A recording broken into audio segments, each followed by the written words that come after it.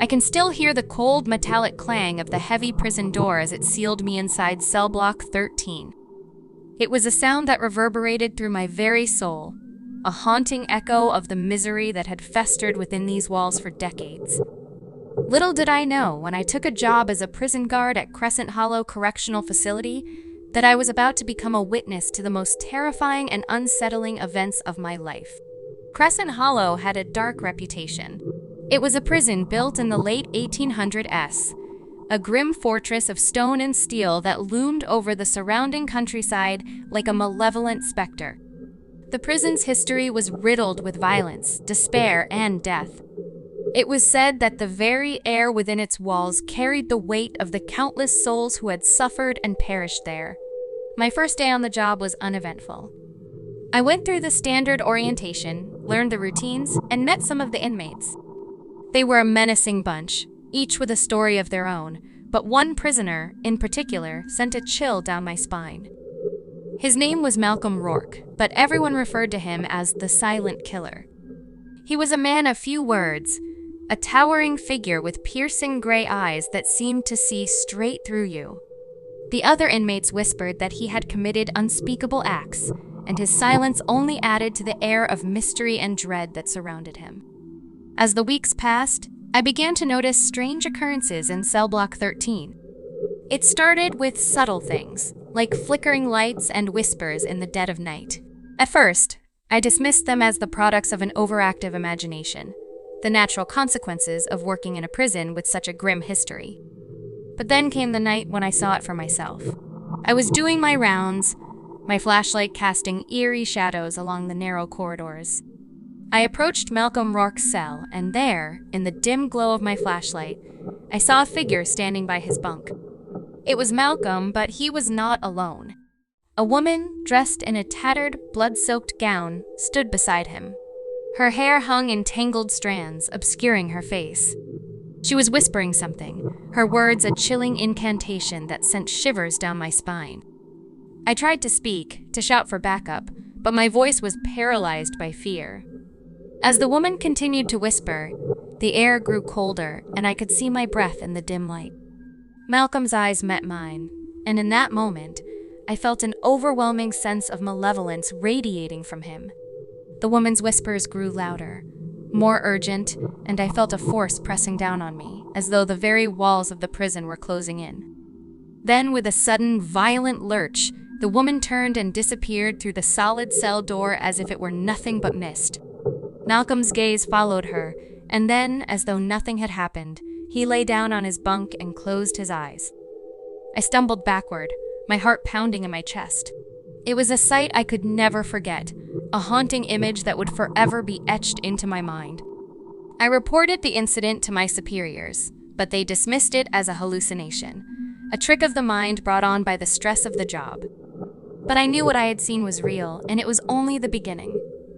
As the days turned into weeks, the supernatural occurrences in cell block 13 escalated. Inmates began to report sightings of ghostly apparitions, strange noises that echoed in the dead of night, and an overwhelming feeling of dread that seemed to hang in the air like a thick fog. One evening, as I was making my rounds, I heard a chilling, otherworldly cry emanating from Rourke's cell. I rushed to the door and peered inside. What I saw would haunt me for the rest of my days. Malcolm was levitating above his bunk, his body contorted in an unnatural and grotesque manner. His eyes glowed with an eerie, malevolent light, and his voice, now freed from its silence, filled the cell with a guttural, otherworldly chant. The air crackled with dark energy, and I watched in horror as the walls of the cell seemed to warp and distort. Shadows danced along the stone, taking on grotesque forms that seemed to writhe and claw at the very fabric of reality. I stumbled backward, my heart pounding in my chest, as Malcolm's body dropped back onto the bunk, lifeless. The supernatural force that had possessed him had dissipated, leaving behind an oppressive silence.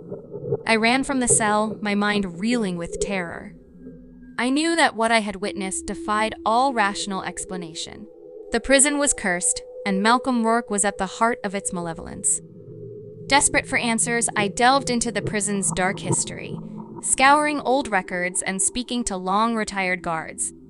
What I discovered sent chills down my spine. Decades ago, Malcolm Rourke had been a prisoner at Crescent Hollow. He had been sentenced to death for a series of brutal murders. But in the hours leading up to his execution, he had somehow escaped his restraints and slaughtered the guards and inmates in cell block 13 before taking his own life. It was said that he had made a pact with a dark and ancient entity, trading his soul for unnatural power. In death, he had become a vessel for that malevolent force, cursed to roam the prison for all eternity. I knew then that I had to confront Malcolm's malevolent spirit and put an end to the horrors that plagued Crescent Hollow. Armed with knowledge and a sense of grim determination, I returned to cell block 13. As I entered the cell, the air grew thick with dread. Malcolm's ghostly form materialized before me, his eyes filled with hatred and rage. He spoke, his voice a cacophony of tortured souls, and I could feel the force of his malevolence pressing down on me. But I had come prepared. I held out an ancient talisman, a relic of protection passed down through generations of my family. The talisman glowed with a brilliant light, and the air crackled with energy as a titanic struggle between good and evil played out before me. With a final, agonized scream, Malcolm's spirit was banished, consumed by the dark force that had once possessed him. The cell was bathed in an otherworldly light, and the malevolence that had hung in the air dissipated. Crescent Hollow Correctional Facility was never the same after that night. The supernatural occurrences in cell block 13 ceased, and the prison's dark history began to fade into memory. But I knew the truth, and I could never forget the horrors I had witnessed. I left my job as a prison guard, haunted by the knowledge that evil could linger long after death.